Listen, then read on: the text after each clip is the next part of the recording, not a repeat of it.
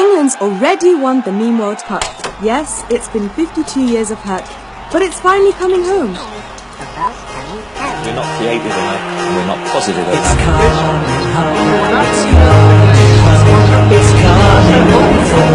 But you know what? Something even more important has happened. And it all has to do with the English flag and who chooses to wear it. It's a simple symbol. Red on white, St. George's Cross. Some Brits have associated the England flag as something that's worn by racists, football hooligans and nationalist thugs. But is this England football team helping to change that?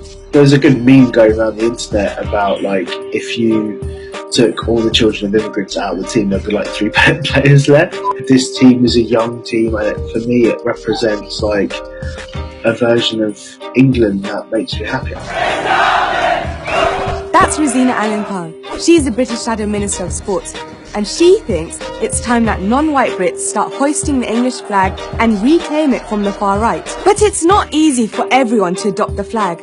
I mean, this is a symbol that people on the far right tattoo onto their arms. So like brown teenager, he was like, some white people came over to me and told me that I wasn't allowed to fly this flag because I'm not white. There's a really complicated relationship with the flag and with following the England football team. And you know, sometimes there is this feeling that sports stars are the good types of immigrant, and that feels hard because, you know, when the World Cup ends, we'll go back to being a nation divided. It's just a reminder that, you know, for all of the good immigrants on the England team, the rest of us were bad immigrants. You know, that to me feels quite hard. But because of this World Cup, with Harry Kane's flawless penalties, Pickford's incredible saves and Gareth Southgate's impeccable waistcoats, this is a side of England that seems different.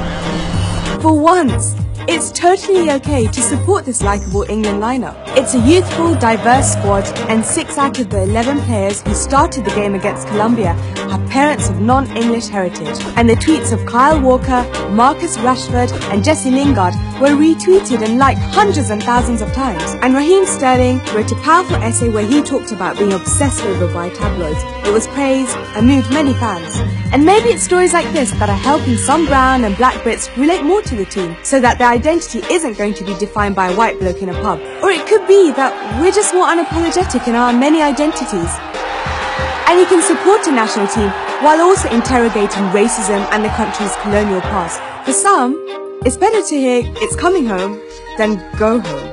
This notion of home during the World Cup has shifted to where I think it should be, where, you know, I can say it's coming home and you can say it's coming home, and like white people can say it's coming home, and we all have the same shared idea of what home is. Is this shift the beginning of something bigger? After the 2006 World Cup in Germany, the flag proudly flew across the country again.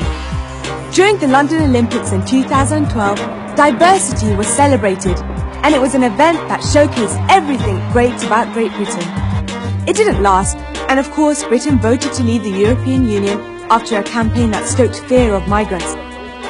A lot of people will still feel conflicted about the flag, but can this England team give unity in a time of division?